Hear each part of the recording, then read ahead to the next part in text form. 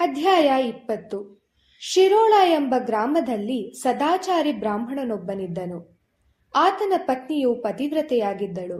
ಎಷ್ಟೇ ವ್ರತ ನಿಯಮಗಳನ್ನು ಆಚರಿಸಿದರೂ ಅವರಿಗೆ ಮಕ್ಕಳು ಹುಟ್ಟಿ ಸಾಯುತ್ತಿದ್ದವೇ ಹೊರತು ದಕ್ಕುತ್ತಿರಲಿಲ್ಲ. ತಮ್ಮ ಈ ಪೀಡೆಗೆ ಕಾರಣವೇನೆಂಬುದು ಅವರು ಹಿರಿಯರಲ್ಲಿ ವಿಚಾರಿಸಿದಾಗ ಅವರು ಈ ವಿಷಯವನ್ನು ತಿಳಿಸಿದರು. ಹೇ ವಿಪ್ರನೇ, ನೀನು ಹಿಂದಿನ ಜನ್ಮದಲ್ಲಿ ಶೌನಕ ಗೋತ್ರದ ಬ್ರಾಹ್ಮಣನೊಬ್ಬನಿಗೆ 100 ರೂಪಾಯಿಗಳ ಸಾಲವನ್ನು ಪಡೆದು ಎಷ್ಟು ದಿನಗಳಾದರೂ ಅವನ ಹಣವನ್ನು ತೀರಿಸಲಿಲ್ಲ. ಲೋಭಿಯಾದ ಆ ಬ್ರಾಹ್ಮಣನು ನಿನ್ನ ಮನೆಯ ಬಾಗಿಲಲ್ಲಿ ಆತ್ಮಹತ್ಯೆ ಮಾಡಿಕೊಂಡನು. ಈತನೇ ಪಿಶಾಚ ರೂಪದಲ್ಲಿದ್ದು ಸಂತಾನ ನಷ್ಟಕ್ಕೆ ಕಾರಣನಾಗಿದ್ದಾನೆ. ಇದು ಬ್ರಹ್ಮಹತ್ಯಾ ದೋಷವಾದ್ದರಿಂದ ಇದಕ್ಕೆ ಪ್ರಾಯಶ್ಚಿತ್ತವಿಲ್ಲವೆಂದರು. ಈ ಪಾಪಕ್ಕೆ ಪ್ರಾಯಶ್ಚಿತ್ತವೇನೆಂಬುದಾಗಿ ಅನೇಕ ಬಲ್ಲವರಿಂದ ಕೇಳಿದಾಗ ಅವರು, ಈ ಘೋರ ಪಾತಕ್ಕೆ ಪ್ರಾಯಶ್ಚಿತ್ತವಿಲ್ಲ, ಆದರೆ ಅಲ್ಪ ಪರಿಹಾರವನ್ನು ಮಾಡಿಕೊಳ್ಳಬಹುದು. ಅಕಾಲ ಮರಣಕ್ಕೆ ಈಡಾದ ಆ ಬ್ರಾಹ್ಮಣನಿಗೆ ಪಿತೃಕರ್ಮವನ್ನು ಮಾಡಿಸಿ ಅವನಿಗೆ ಬಾಕಿ ಇದ್ದ ಋಣವನ್ನು ಶೌನಕ ಗೋತ್ರದ ಬ್ರಾಹ್ಮಣರಿಗೆ ಕೊಟ್ಟು ಋಣಮುಕ್ತರಾಗಿ ಕೃಷ್ಣಾ ನದಿ ತೀರದಲ್ಲಿ 1 ತಿಂಗಳು ಉಪವಾಸವನ್ನು ಆಚರಿಸಬೇಕು.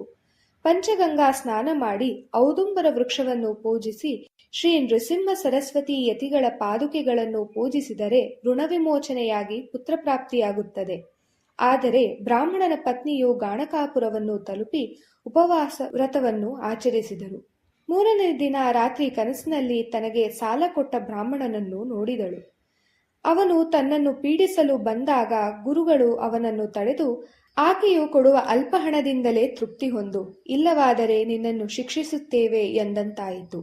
ಪಿಶಾಚವು, ಸ್ವಾಮಿ, ನೀವು ಹೇಳಿದಂತೆಯೇ ಆಗಲಿ, ಈಕೆಯನ್ನೇನೋ ಬಿಟ್ಟು ಬಿಡುತ್ತೇನೆ, ಆದರೆ ನನ್ನ ಪಿಶಾಚ ಜನ್ಮ ಹೋಗುವುದಾದರೂ ಹೇಗೆ ಎಂದಿತು. ಶ್ರೀ ಗುರುಗಳು ಪಿತೃಕರ್ಮ ಮಾಡಿದ 10ನೆಯ ದಿನದಲ್ಲಿ ಸದ್ಗತಿ ಉಂಟಾಗುವುದು ಎಂದು ಹೇಳಿ ಬ್ರಾಹ್ಮಣನ ಪತ್ನಿಗೆ ಮಾಡಬೇಕಾದುದನ್ನು ತಿಳಿಸಿ ಅದೃಶ್ಯರಾದರು. ಆ ಸೂಚನೆಯಂತೆ ಬ್ರಾಹ್ಮಣನ ಪತ್ನಿಯು ತನ್ನ ಕರ್ತವ್ಯಗಳನ್ನು ಮಾಡಿದಳು. ಪಿತೃಕರ್ಮದ 10ನೆಯ ದಿನವೇ ಪಿಶಾಚನಿಗೆ ಸದ್ಗತಿಯಾಯಿತು. ಶ್ರೀ ಗುರುಗಳು ಆಕೆಯ ಕನಸಿನಲ್ಲಿ ಮತ್ತೆ ಕಾಣಿಸಿಕೊಂಡು ಉಡಿಯಲ್ಲಿ 2 ಫಲಗಳನ್ನು ಹಾಕಿ ಸಂತಾನ ಭಾಗ್ಯವನ್ನು ಕರುಣಿಸಿದರು.